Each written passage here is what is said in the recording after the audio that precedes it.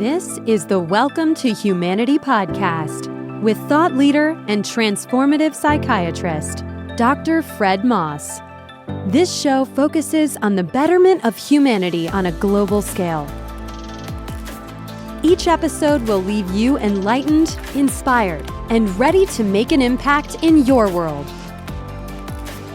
Welcome to the show. Welcome to your life. Welcome to humanity. Here's Dr. Fred. All right. Well, welcome to the Welcome to Humanity podcast. And, they told me that if I did a podcast, someday I would meet really interesting people. And so today I have an opportunity to actually fulfill on that dream. Now, the truth is I've had some really great people. If you've been listening to any of the podcasts up until now, I've had some really great people up to big things in the world, people who making a difference, people who rose from the ashes, people who, just were in their amazingness, were simply just great people who were struggling and people who had written books and people who had, just basically made an impact on this life and the life in front of them. And today's guest actually meets, I think, pretty much all of those criteria. So here's what we're doing. We're going to be interviewing someone you may have heard of before. We're going to be interviewing someone who, if you haven't heard of him, you definitely have heard of some of his things that he's created. And it's an opportunity to really check in with a man who is making a difference, who's dedicated to making a difference, and continues to be a specimen of beautiful humanity. So today we have Mark Victor Hansen on with us. And Mark, it's just an honor, a pleasure. It's truly, I'm just touched by you being on my program today. So thank you for being here with me. Thank you for having me, Dr. Fred. And by the way, if I ever have a down day, I'm calling you because you make people feel spectacular. And I think everybody out there wishes they could have you cheering them on and be in their back court, so to speak, saying, go, go, go. That's really interesting. And I appreciate that. And, okay, the first thing that happens here as I get kind of welled up in some emotions, Mark, we're already there, and we have only started like 22 seconds ago. But here is that, I'm talking to the guy who's literally the author of Chicken Soup for the Soul and that whole series, and having him say that to little old me is like an achievement. It has something it's like an accomplishment that I didn't see coming when I started being me. And so here I am having this conversation with you, and I have this bio of yours that I could read to my audience, read to my listeners. And I think I'm going to do a little bit of that, but it's incredible, like really. And I get that you're just another man taking one step in front of the other. Is that fair to say?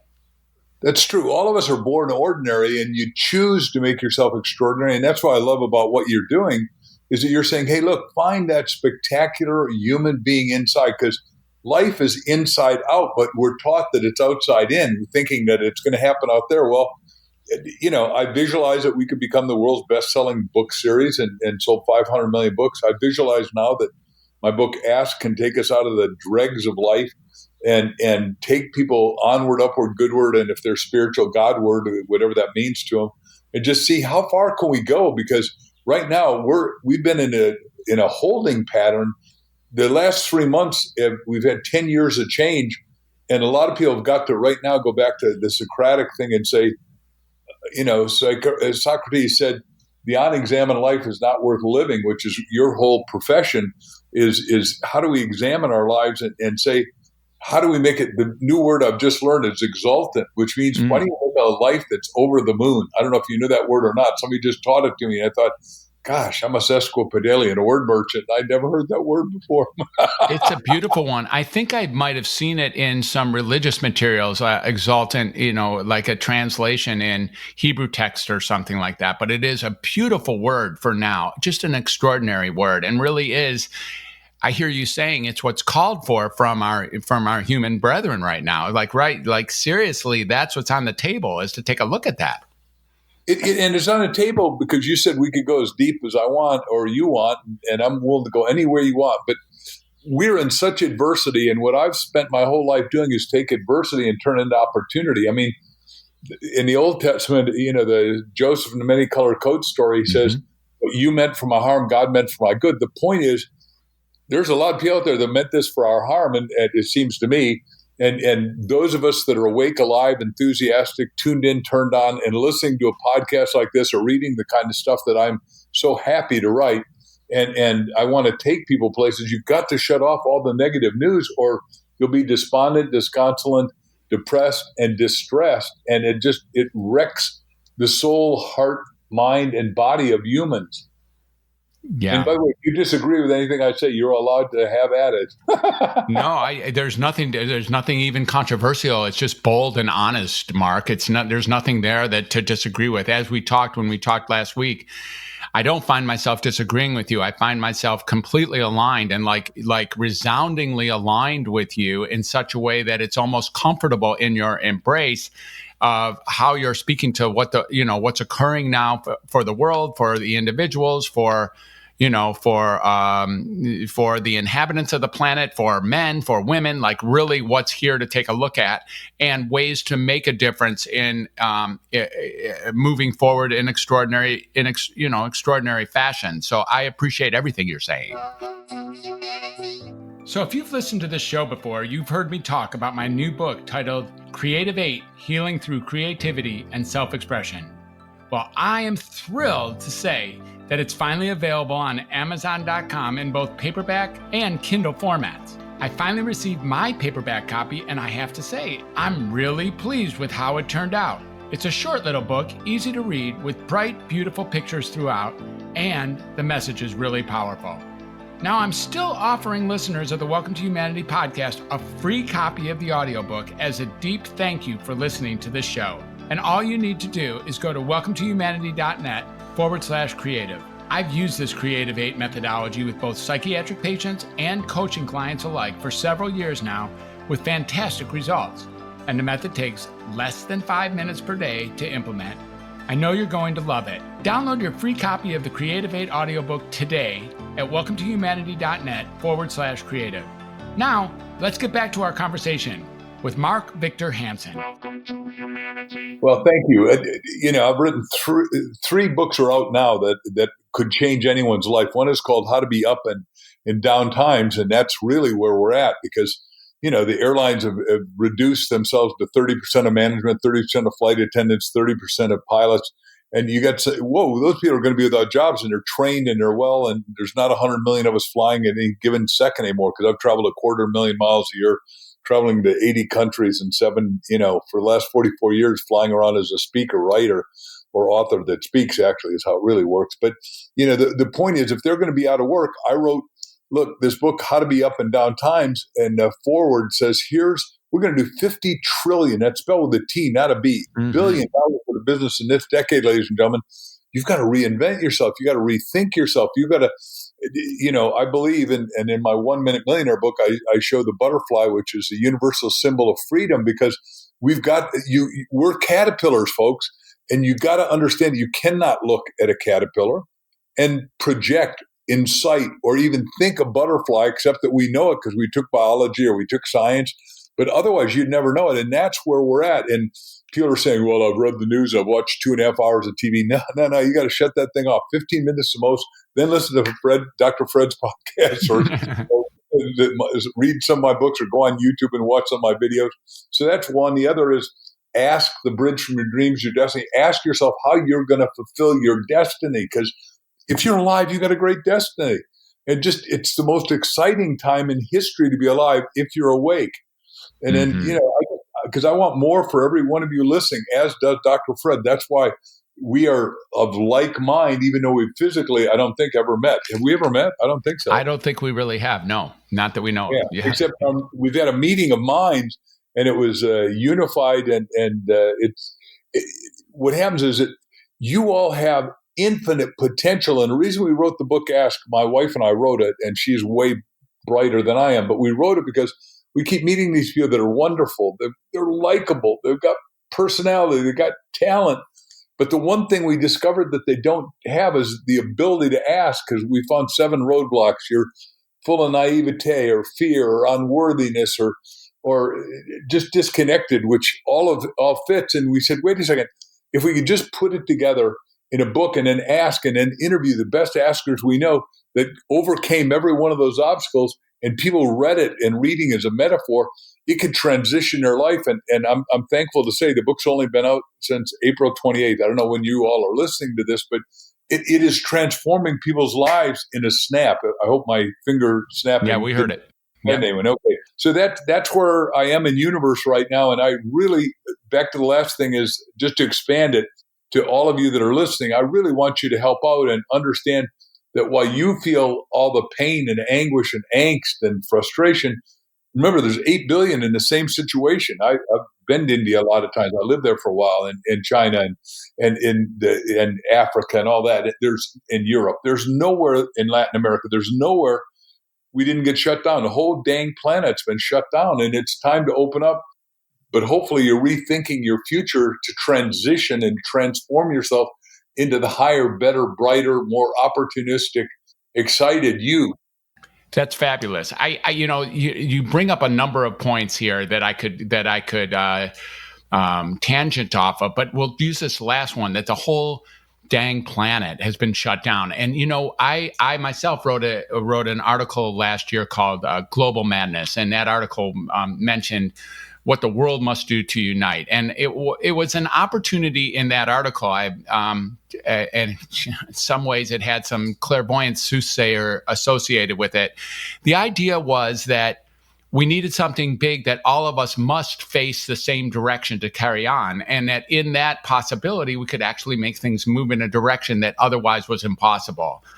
Well, we have the first step done. We really do. We are all staring down the same muzzle here. We're staring down the same, we're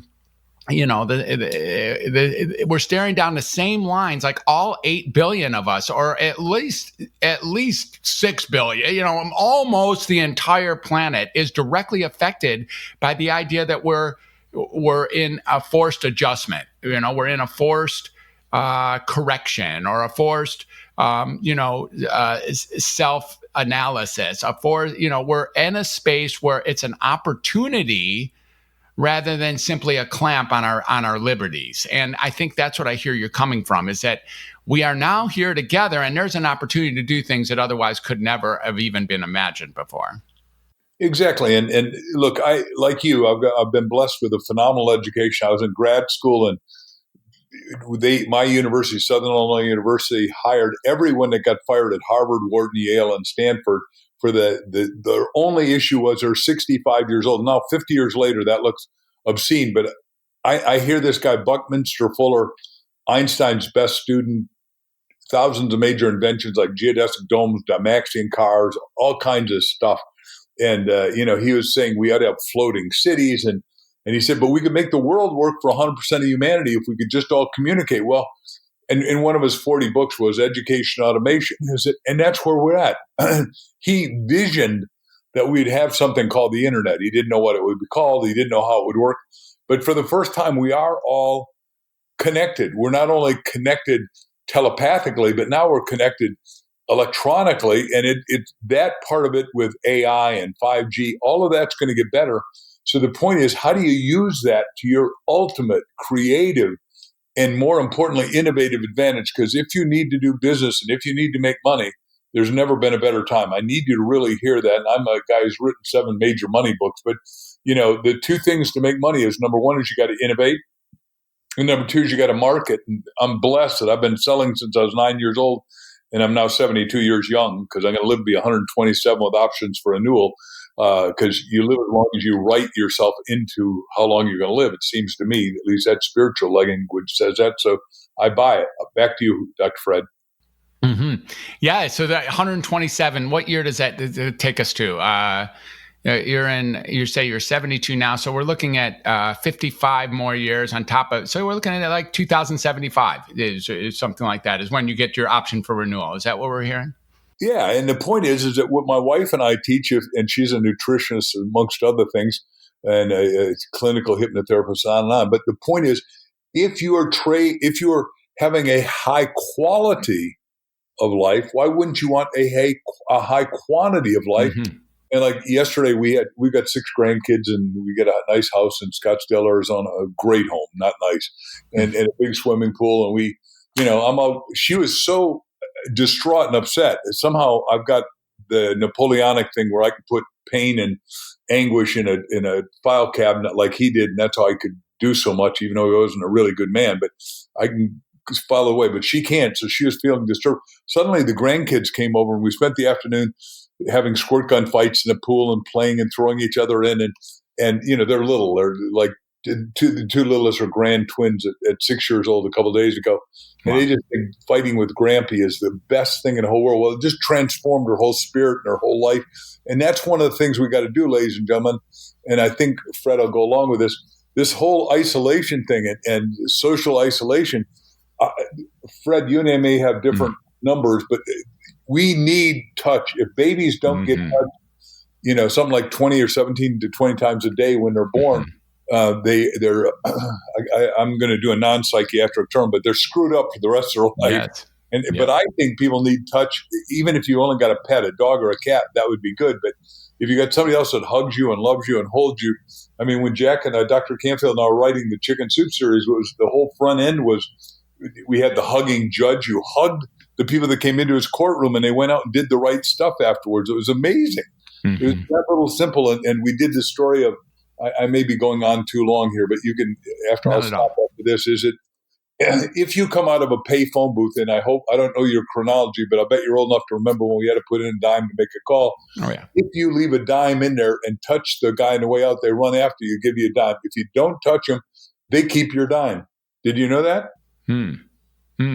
So touch is something that whoever's orchestrating this debacle and is working against us. We all need to have touch, hopefully, of somebody you love and get to think with, play with, grow with, expand with. Well, yeah, I my God, I mean, you really are leaving me in all sorts of different places I can go off. So here, I love that, and it's like the the trial of abundance. It's like, okay, well, I could go in any number of about 30 ways here. One place I'm going to go, because I think we skipped over it, and my listeners deserve a little bit more about it, because you continue to sort of glance over the top of it. Let's get a little bit of, when someone asks you, what have you done in this life, or who are you? Like, really, really seriously, Mark, like, someone shows up and they got this simple question for you. And I'm going to give you, I don't know, 2 to 5 minutes or something like that. Like, really, who is and who has been and who is into the future Mark Victor Hansen? Can you help my listeners understand, like, or even get a clue of who you see yourself to be and who they or us know you to be in the world right now, Mark Victor Hansen? Bless your heart. Thank you. What a nice question, and nicely stated. My parents were lovely Danish immigrants. Dad owned a bakery, one of my 3 brothers and myself to take it over, because that's sort of the traditional old school way. And I knew I was a white glove guy, didn't know what it was, but I wanted a bicycle at 9 and my dad wouldn't let me have it. And I thought it was because I shouldn't have a bicycle, but he, no offense intended to Dad, he taught good work ethics. He couldn't afford it. I wanted the equivalent today of a Trek bicycle that's like $7,000. And that was like, selling roll donuts and making 5 cents. It's not in your cards. Not that he was a bad guy. He was a lovely, great man. Mom loved him and all that, and they loved each other and us. I earned that bicycle. I read Boy Scout Life magazine. It said you could sell greeting cards on consignment. I said, wow.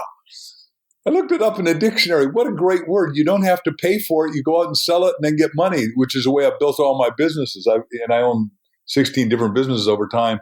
One of which did 100 million a year, so I've done okay. Anyhow, I started selling. I sold 376 boxes of Christmas cards back outside of Chicago in Waukegan, Illinois, in 1 month.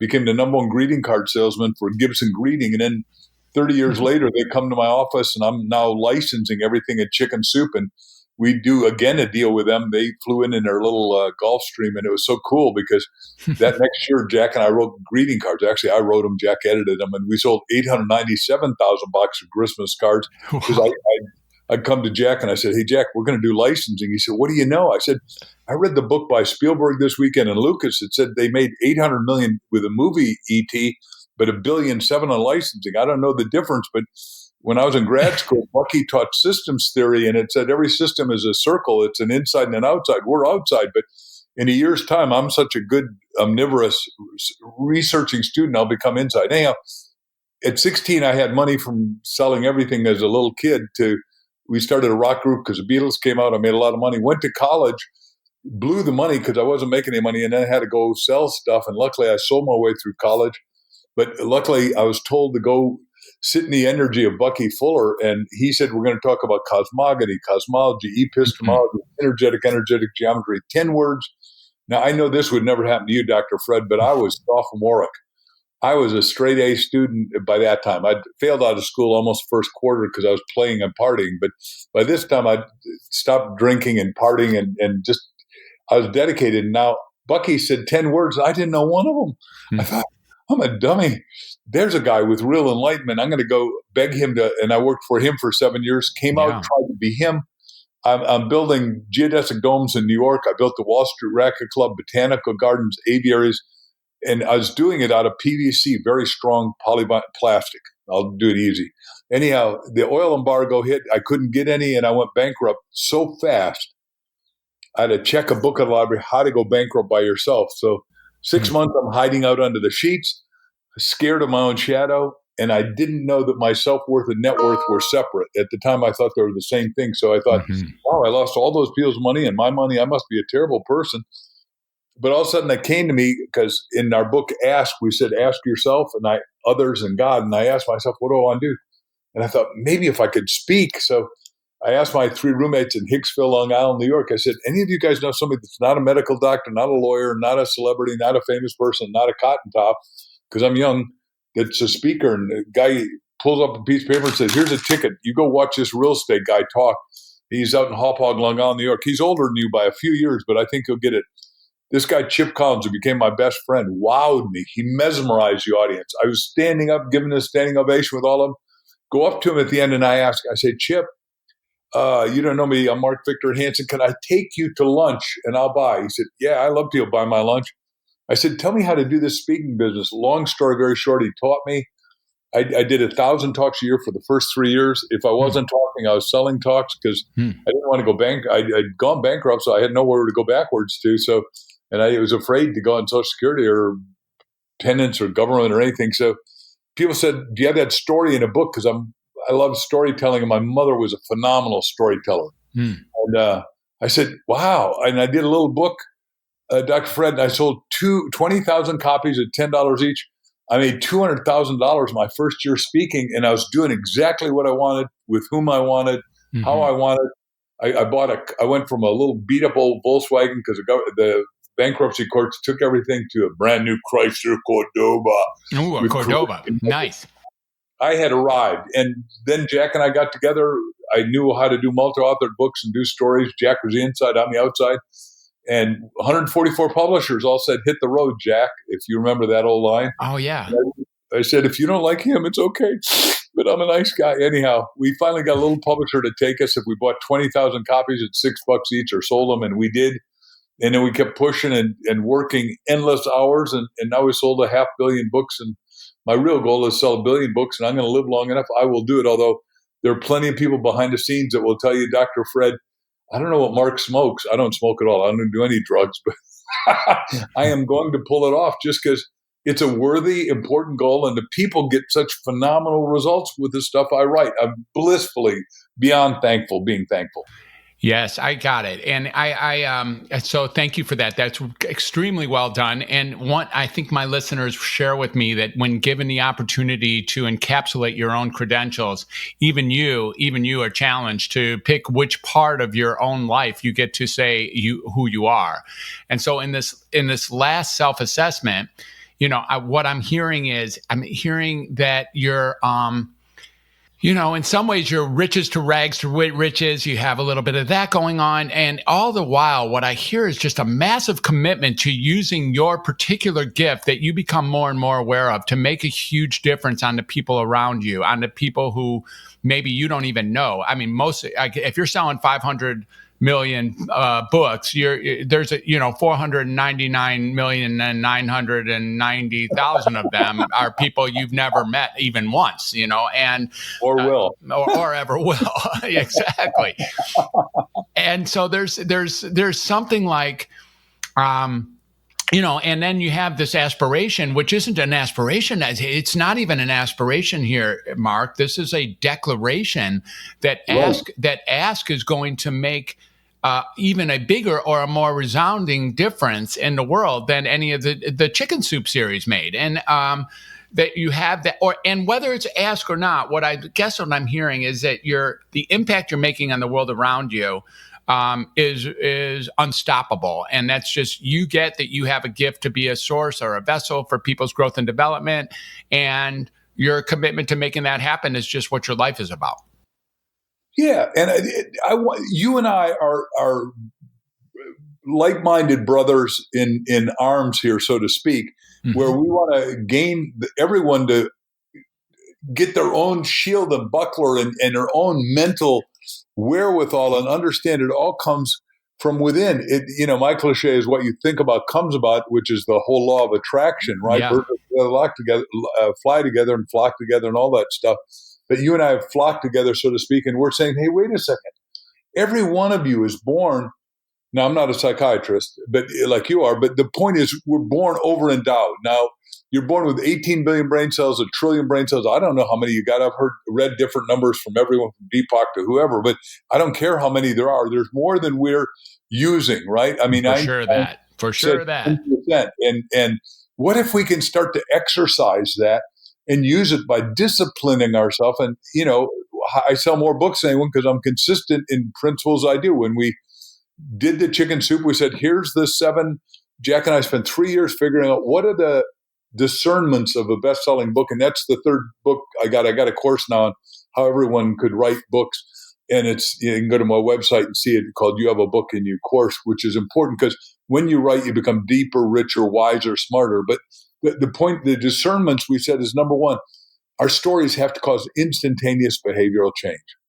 Number 2, they got to cause goosebumps, God bumps, chilly bumps. I know that's not very scientific, but you once in a while when you resonate with truth, Dr. Fred, don't you just get goosebumps, or you go, I got it. Your hair in the back of your neck goes up. Whatever. What is the visceral feeling that you get, sir? Yeah, it's something. Let me just tell you that 2 days ago, I took out a Cliff Notes, an Audible, and a handheld book and read George Orwell's Animal Farm. And I read it from start to end and was completely moved, such that during my nap, I took a nap after chapter 7 because I was committed to just, getting it done that night.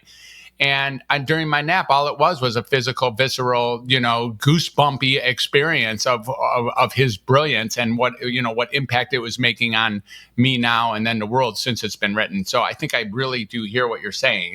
And certainly Orwell would qualify as a successful writer. Absolutely. And the key line in that, and by the way, I want to do 2 things here. First of all, the key line is, all of us are equal, just some of us are more equal than others. Is that correct? Yes, that's right. That's the 7th commandment. They have 7 as well in that book. So yes, 7th commandment. I got to go back and read it again. I mean, I read that 50 years ago when I was high school, when my teacher, remember my parents, lovely, illiterate Danish people, they had brightness, but they weren't allowed out of a socialist country. And I find socialism despicable because it always goes to tyranny. It always goes to a few robbing and raping and wrecking it for the rest of us.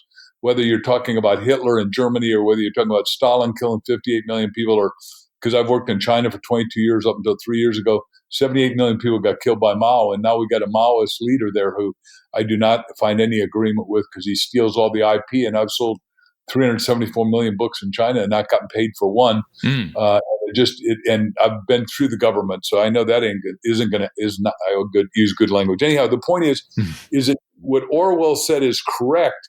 And what we got to do is make sure everyone's got to become aware that, look, there's foibles in free enterprise as Winston Churchill said, there's only three systems basically, and free enterprise has some foibles, but it has the least. Somebody out there might know foibles, has the least wrong in it. How's that? Is that clear? Yeah, something close. That's what I have is him saying too. Yes, I got it. Yeah. Yeah. I just don't, somebody out there is going to go, what in the hell is he talking about, a foible? Ladies and gentlemen, I'm going to do a quick aside that without Dr. Fred's permission, but as you grow, you need a bigger, richer, better vocabulary, because good vocabulary, guys and ladies, get rich. Weak vocabularies, you stay in low jobs. Maybe you can run a robot rather than, or become a robot. Yes. And we want you to be spectacular. We want you to be original. We want you to be innovative. We want you to be transformative. We want you to be unique. We want the inevitable greatness of you to emerge, to release, to facilitate, to source and serve, because great people serve a lot of people by learning to ask. Isn't that right? It's just amazing. And you know what? I was thinking, well, as you were saying that, I was feeling like these little adhesions open up in me, the adhesions that show up for me every day. They do show up. They're like, I'm not, or I can't, or there's no hope, or there's no point, or I don't think so, or yeah, maybe in another day and time. But really, when you say it like you say it, and you do say it in a, I guess, like an authoritative way, like in, giving credence to its existence. Each time you speak these words, these avenues open up for me. And I think I now get a little bit more in your speaking why so many people who are fans of you, or who read your books, or would see you speak, or follow you in any way, shape, or form, are touched and moved by who you are, because that's exactly what happens, Mark. And I'm not sure you can't really know the impact you're having on others, because you've been with you the whole time. And so that you don't really get to see. You don't really get to see what it's like for us to hear you speak with this level of love for life, as well as gentle guidance for ways to make life extraordinary. So thank you for that. Well, first of all, thank you. I'll let you write my testimonial endorsement and PR if you don't mind. And ladies and gentlemen, what he just said, though, is true for each one of us. And let's go back to his line, which I'd never heard before, adhesions. And I'm going to say you got a little cut and you rip the Band-Aid off and you feel the hair go off your arm. The point is, the minute you ask the question that's a positive question rather than a negative question. My negative question was, oh my God, what if I go bankrupt back in 1973 and 74 because I lost all that money in a blink, right? Because the oil embargo hit and Monsanto wouldn't give me any plastic, right? So I went from, I thought, have-ness to have-notness. Now, what it really meant, it was for my greater good, so I could go be a speaker and writer and communicator and business owner, right? But and a good husband and father and grandfather. But I didn't know that then, right? I thought I was a schmuck, right? And the adhesion. But when you ask the right question, like once I knew I wanted to be a speaker, the world opened up. My mind got illuminated, and I think all of us are here to do 2 C's: create and contribute. Create and contribute. And when you start asking yourself, what is my destiny? Well, your destiny is, what are you going to create? What are you going to contribute? Where are you going to make not only you better off, your spouse better off, your kids and family better off, but your city, your state, your country, and then our world better off? Because if we're here, the world needs you to pull off something you didn't even know you could pull off yet. Fred, you'd agree with that, wouldn't you? Yeah, absolutely. 1,000,000%. Completely. Yeah, because look, if you looked at me, when I was in grade school, 8th grade, high school, they took me through every shop that was useless for me. By the way, I'm all for people knowing the mechanical and oily skills. I was in a blue collar city, and I was okay in wood shop, but I was miserable at mechanic shop, and I was miserable at print shop, even though I love everybody else printing for me. I'm not that guy. And let me just go deep on that 1 second. No, that's great. I won the Horatio Alger Award, which I've got a lot of awards, and I'm thankful for every one, but that's for distinguished Americans that came from rags to riches and have been excessively philanthropic. And 2 of our members failed in school at everything, not some things. And yet, when you look at them today, you say, well, whoa, that's the greatest of the great. And one is Quincy Jones, who I get goosebumps telling you this. he made some music for a little guy named he Michael, did. one named Guy. And the other guy who I'm much closer friends to is David Foster, who birthed a couple people like somebody you know, Celine Dion, another one named Whitney Houston, and on and on. I can go through all the people because he and our friends. The point is, he didn't look like he back to my term of me, and I'm not calling him that, but those two guys had a schmuck. It looks like they're going to be nothing in school because they're failing at everything. And yet I think you'd agree, Dr. Fred, they are the two of, if not the two greatest orchestrators alive or ever lived.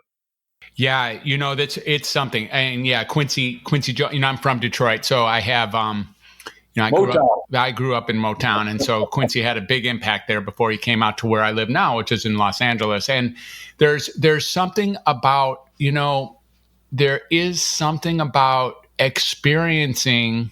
I've had this conversation with a couple of my guests, a version of it. There's something like literally experiencing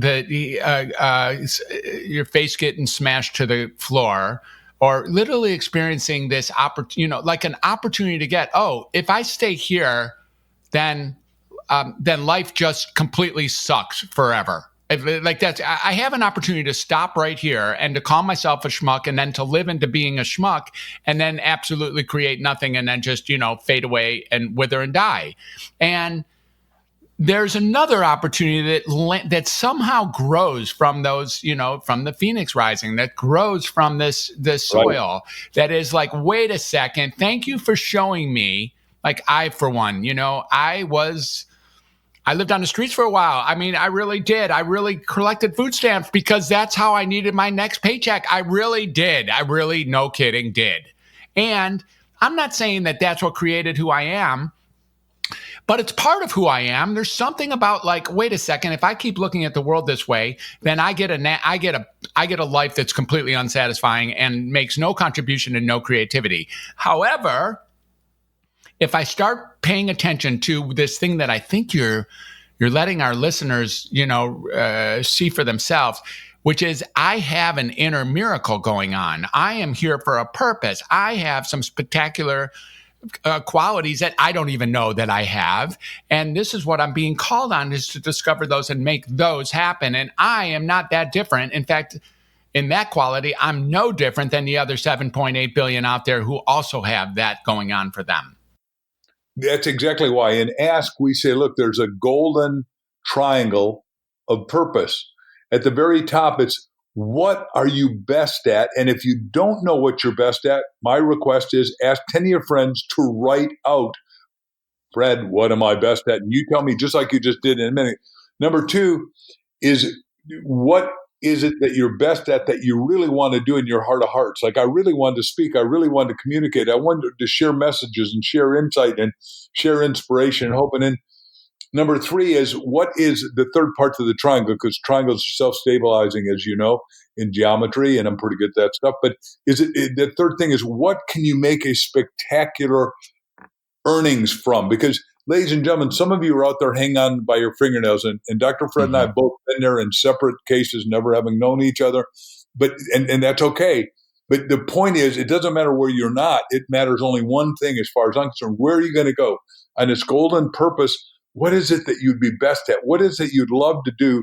And then what is it that you can get paid spectacularly for? And look, our school system is great at some levels and it's failing at some levels. But the fact of the matter is, taking Quincy and taking David Foster and saying, hey, wait a second, there's nowhere you could predict Quincy.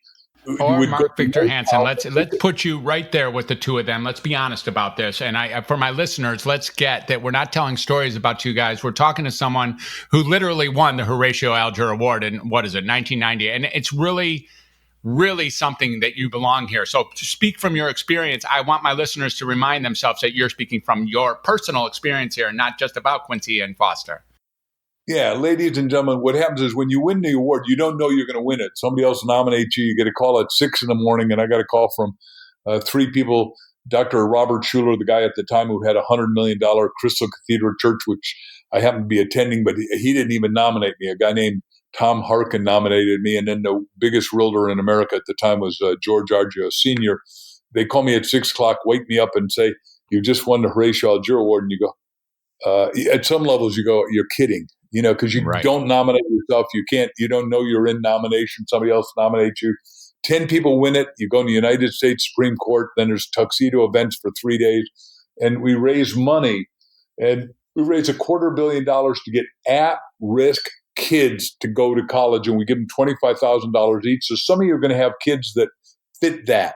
And I would ask you to have them submit to Horatio, Horatio, Alger Association, Alger Association. And if your kid qualifies, they get the scholarship to go all the way to doctorate, or we get the scholarship for technical, because my wife and I helped fight for that. Because look, not everybody should be academic. I happen to be good at academics. I wasn't until I almost failed out of college the first quarter, as I told you. And then went onward, and Fred and I have talked about his challenge with that. But some people should be technical and can make a fortune doing that, especially if you look at the book I wrote called Up and Down Times. We need 22 million people to work with a company we got an advisor to called QCI LLC. QCI, a guy spent $300 million finding out how to take all garbage, recycle metal to metal, glass to glass, water to water, petrochemicals to petrochemicals, and the one I like most is plastic back to plastic. And ladies and gentlemen, all of us create 5 pounds of garbage every day for our whole life. Our landfills are full. They're going to poison us to death if we don't do something. And this guy's got the solution. And as soon as his state opens up, your old state, Michigan, and the governor has some wisdom and gets maturity or something and allows people to something's going to have to happen there. Yeah. Yeah. Suddenly we get, people go back to work. He wants to hire 22 million people right now at every level, because we got to clean up all of our garbage dumps or we'll poison ourselves. And it'll get rid of all the pollution. So it's the greenest thing anyone could do. And the guy who runs it is this genius, Dean Rose, who, because I'm a tree hugging, loving guy who wants to see this stuff done right. And it just is absolutely wonderful that somebody figured it out, because I didn't know how to do that. But I'll just do the macro thought. When I was in graduate school, Bucky said there's no bad resource. There's just chemistry that we don't understand has been misused or misunderstood. And I thought, holy crap, how do we take care of all that garbage, all that waste? And that's what I'm saying. We got to take liabilities, turn them into resources, take adversity, turn into advantage and opportunity. I hope my message is being clear. It's as clear as I know how to say it. No, I mean, yes, it is being as clear as it could possibly be stated. And it's being, it's from what's here is that you're, how to say this? There's something like you're speaking from, there's a credibility in what you speak. There's something really, Mark, I'm going to speak to what you can't know because you're always with yourself, which is there's something like the impact you make comes from a credible standpoint, comes from somewhere like not just credible, but also like very attractive and inspiring, very moving, very draws me forward. And I know I'm speaking for the listeners who are here too, and probably, and even more so to people who know you, and then people who know you, who are affected by what you're saying. Because look, the default system does not create this level of progressive inspiration. The default system, if you just kind of drag yourself through the world, does not create the level of inspiration that you're speaking towards. The level of, the call to be someone who is literally making a difference, someone who is ready to stand up and use their own magic, someone who is ready to make make life that much more beautiful for the people around them. If the default system doesn't call for that, in my view, maybe some people think it does, but I watch people, when you give up or when you decide that there's nothing to do, when you decide there is no future, that's when one withers away and dies and doesn't become so much a contribution as they do to just a casualty to the world around us. I want to give you a standing ovation for everything you've just said, because what happens is that 87% of people, based on all the research I'm familiar with, and I can go into it deep, but we don't need to do that, are job dissatisfied, meaning even when they had a job, they didn't like it. Now, if they come back and they don't have a job, because like the airlines have reduced down to 30% of the management and pilots and flight attendants and on, those people have to, that's what I'm saying. We got to reinvent, reboot, re-engineer, transform ourselves. And I'm saying, look, in my 3 businesses and all the books I write, they got to be unique. You're unique, ladies and gentlemen. And that's what Dr. Fred and I are talking to. Amen. Number 2, you've got to transform, and you've got to keep transforming, because a caterpillar becomes a butterfly. And the butterfly is a universal symbol of illumination. I put it on the cover of my book, 1 Minute Manager, because I wanted everyone to gain freedom. I said, look, there's a million ways to make a million. There's not one right one. Now, I've got some speaking peers that say, you got to do it my way. Bonk. You can make it doing anything from, like in our book, Ask, we interviewed the world's most profitable artist, my dear friend Weiland, who I've written 3 books with, like Chicken Soup for the Ocean Lover Soul, the guy who's done more ocean murals, 100, and we did the Great Wall of China during the Olympics. Wow. We had 3 kids from Afghanistan to Zimbabwe paint with us. Wow. And then now he is doing underwater sculpture, because he's going to put them around the world so people really learn to dive and understand 3/4 of the place is ocean, and we've got to take care of it. It is part of our mothership here, the spaceship Earth. We've got to be taking care of it. And so I'm saying, look, it's got to be, you're unique. You got to be transformational. And there's something inevitable about your destiny. You are not on this call with Dr. Fred and myself by accident, as far as I'm concerned. I think right. Fred would agree that philosophically and psychologically. And if he doesn't, he's allowed to say, no, of course not. There is no accidents. You're here listening to this because now's your time to listen to this. And that's exactly right. And if this is making an impact, which I no doubt it is, then it might be time right now to ask, right? It might be time right now to take a look at this book, or to really ask yourself, like, what is it that our listeners, like, okay, let me put that in your lap, Mark. Like, okay, so a listener is like, how'd he know that I was destined to be here right now? Okay, get over yourself. Now you're here, you're destined, and you're listening. What is it that listener is up to doing right now, Mark? Like, he leaves this call. This call is going to be over here in a few minutes, and he leaves this call, or she leaves this call. What is it? What is next for these people, so they don't go, wow, that was inspiring. Where's my couch and Doritos? I got a TV show to watch. Well, how is it that they don't go right back to themselves? How does someone be called? 2 brilliant things. When I went bankrupt, I learned I had to shut off all the negative media. And ladies and gentlemen, the average American's listening to 2.5 hours of negativity today because of this lockdown and shutdown, and a lot of which is not true. So I'm going to ask you to shut off all the negative media. I'm going to ask you to boldly get a copy of Ask, A-S-K, exclamation mark, Bridge from Your Dreams to Your Destiny. Bookstores are unfortunately by and large closed, which I love bookstores. I'm a book addict and reading addict. So, and I think Dr. Fred is, so I think I talk for both of us. I'm going to ask you to get a copy of the book, but then send your receipt to reception@markvictorhansen.com. Reception@markvictorhansen.com. S-E-N is the Danish way to spell a Hansen, H-A-N-S-E-N. So, and when you send that, we're going to have you join for free forever the world's biggest book club, and we're going to let you ask Crystal and Mark. And I told you, my wife carries ability to have infinite awareness at some levels and can read people perfectly. She would have been a great psychiatrist, actually.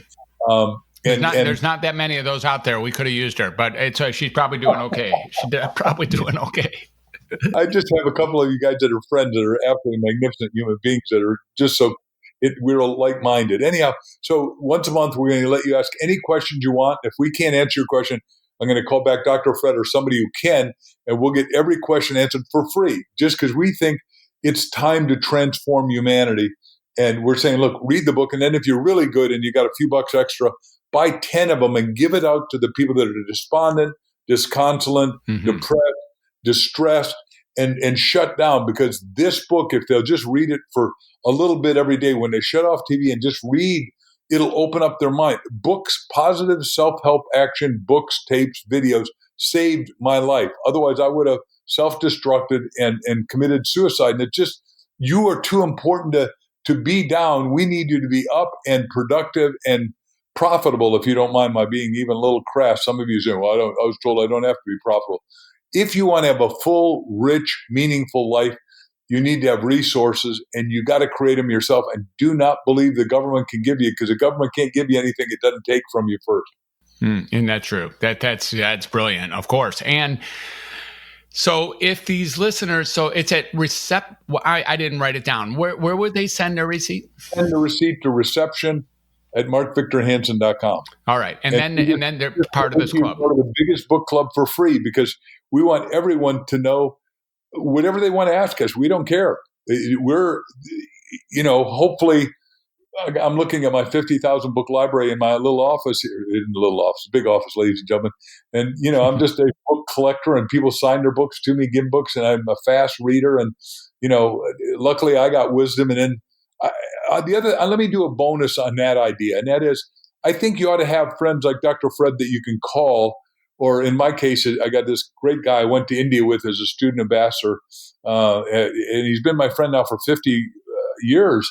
And there's nothing you could ask this guy. He doesn't know something about absolutely everything. I mean, we put him in the book. I interviewed him because, he's been on Wall Street, but he knows the leaders of almost every one of the 228 countries in the world. He's just that eclectically together.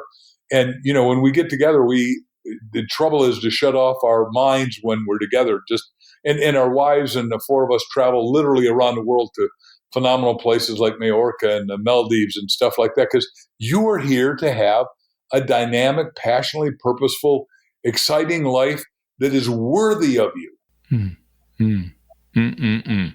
Who is that? Who is that guy you were with, investor? Byron Tucker. And we've done everything together. And a few things he didn't get to do with me, like I got to open up the big pyramids in Guatemala way beyond Tikal once they were discovered. I was there, but he's done the same exact stuff in a different way. And so you want to be with people that are doing stuff.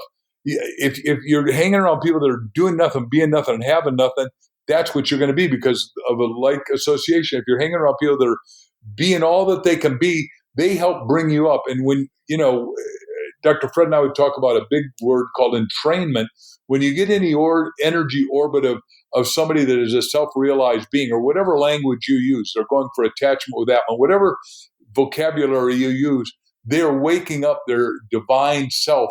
They get to source and serve you, and you automatically start to wake up. Your little brain cells start to get illuminated and resonate and vibrate and are tingling at a higher level, like what he said about his experience in this earlier conversation. That's right. With Orwell, who is obviously excessively bright. We have an opportunity. What I'm hearing here, we talked a little bit about the law of attraction, but really, I think you're speaking to something else, which is the phrase that I've been using recently, or training a bit in landmark education. I just spent the weekend with Vanto, and there's this idea of network of conversation. This idea of the network of who I am is really just a function of the people I have conversations with, and that's really it. By the way. No kidding. That's it. There's very little else that I am beyond the people who are having conversations with me. And when I think what I'm hearing you say is that if that for instance, this, turning in our receipt to ask, which of course I'm going to do right away. You also have, like, in a moment, you're tapping something that is actually the largest book club ever, like a Wikipedia from heaven or something, like an opportunity to really tap people and people who have tapped other people, a resource that otherwise isn't here on the ground. If all we're going to do is hang around with people who are disempowering in their interactions.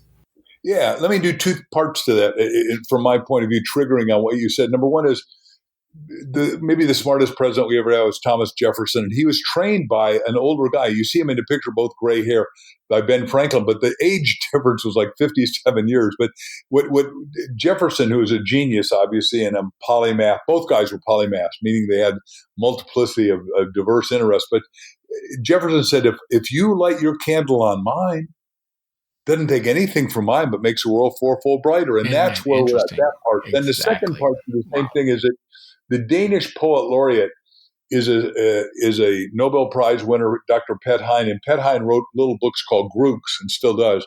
And he said, what the world needs now is problem solvers galore. Because each problem we solve creates 10 problems more. And ladies and gentlemen, the world's got you.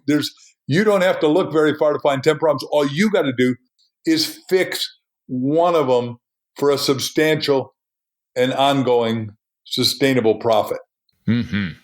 Amen. Amen. Awesome.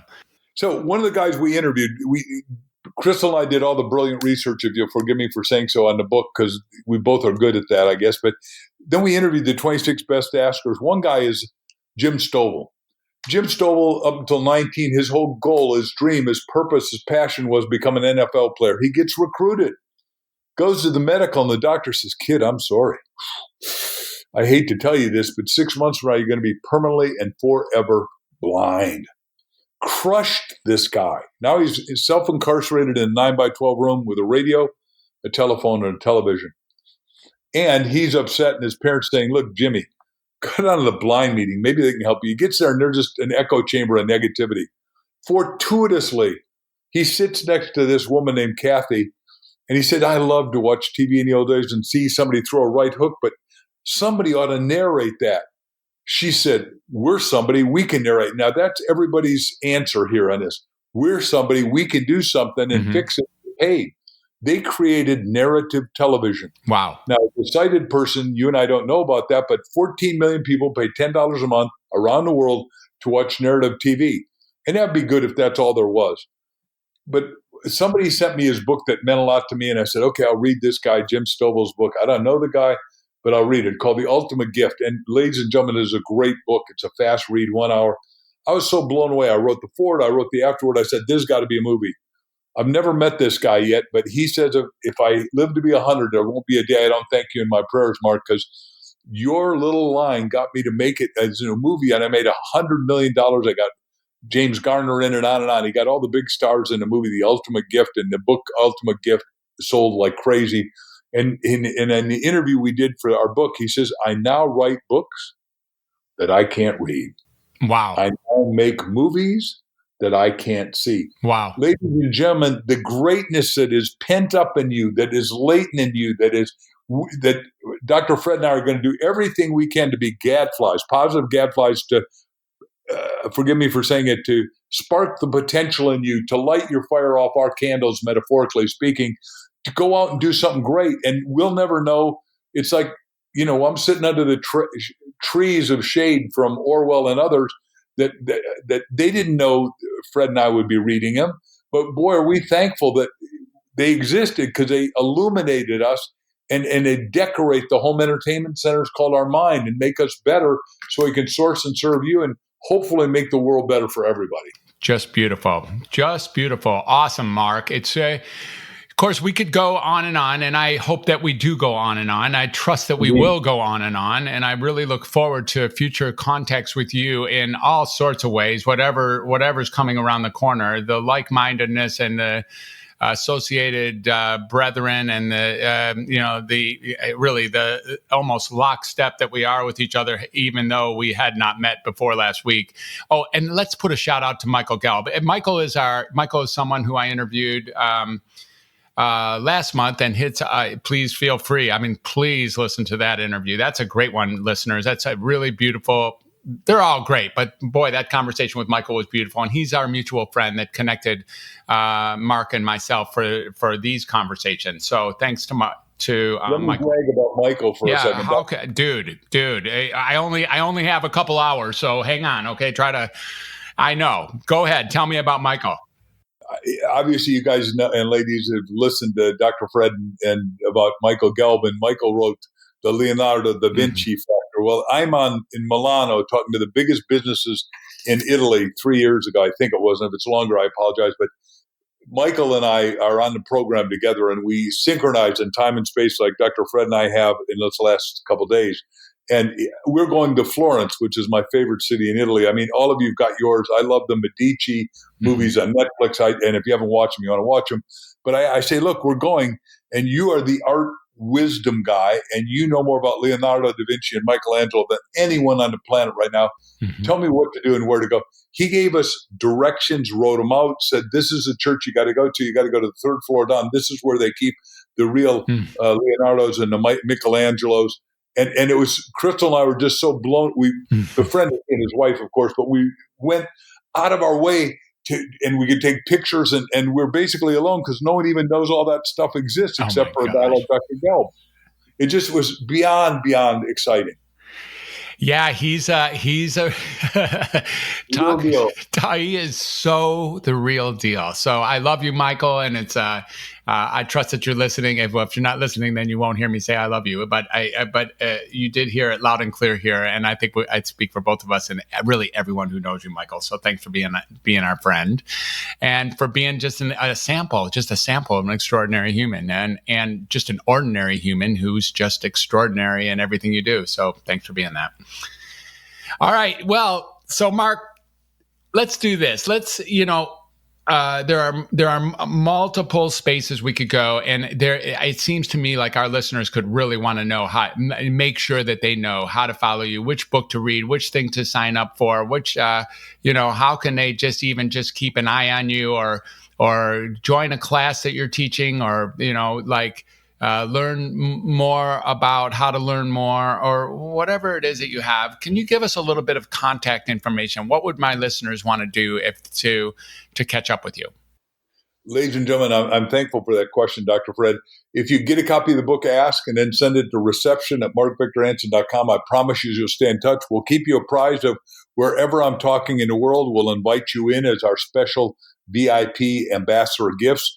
I'd ask you to be my ambassador to tell at least 10 people to think positively and listen to Dr. Fred and this interview. And then if you want to go on Facebook, you'll see all the cool stuff that I'm doing. And my wife and I and our family and we own the Hansen family of companies that we really want to make the world work for 100% of humanity, make it physically and economically successful now.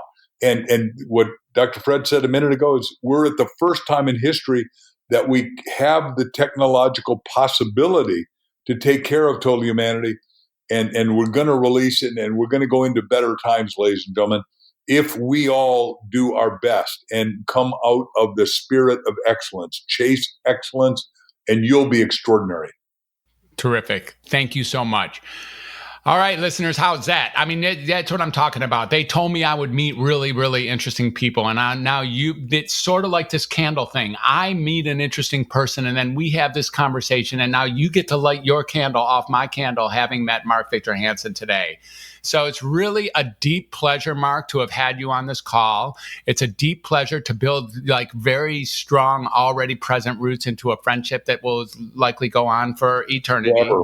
And we got eternity and forever. We're going to call those synonymous words. And it's just an honor and a pleasure. Big smile on my face as I bid you farewell for the rest of this day. And we'll catch up very, very soon. Listeners, thank you for hanging on, and thank you for listening. And this is Welcome to Humanity. I'm Dr. Fred, and this is our podcast. And it's just really moving to be with you and to be with Mark Victor Hansen today. So wherever you are today, remember, you really are spectacular. You really are extraordinary. You really do have a gift. You really are a miracle. You really have something to do here. And we're both, I think I can speak openly for Mark and me, that we're both counting on you for being that. And should you run into blips in the road, we're also here to share those blips and to maybe offer alternative ways of looking at life that can put you back on the main road of enthusiastically taking on what there is to do in this lifetime. Thanks, Mark. Hey, welcome to Humanity, listeners. Now, how cool was that? I mean, this Mark Victor Hansen is such a tremendous inspiration, and I am lucky enough to interview some of the more exciting and spectacular people on the planet inside of this podcast. So what an opportunity this was for me, and what it was an opportunity for me to share him with you, and then him and you to share each other. So what a terrific experience this was. Maybe as you were listening to me and Mark speaking, you thought of somebody who really, really needs to hear this episode. The guy is up to so much, he really could impact anybody in the world. So think of that friend and reach out to them now, and maybe invite them to listen to or to subscribe directly to the Welcome to Humanity podcast. And in fact, if you haven't subscribed yet, I would like to ask you to take a moment to hit the subscribe button on your podcast player. And that way I can promise you the latest episodes as they become available. And secondly, if you would really like what we're doing here, just take about 5 minutes and leave a review on Apple Podcasts. As you might or might not know, subscriptions and reviews are the two major ways we reach more listeners with the Welcome to Humanity podcast. And if these conversations that we're having contribute to your life, imagine what it could do to others and pay it forward by subscribing now and leaving a review. I would be truly, amazingly grateful for that level of support. If you want to catch up to the past episodes, go right on over to welcometohumanity.net/podcast and check them out. And this has been another wonderful edition of the Welcome to Humanity podcast. Thank you all for listening. Have a beautiful day.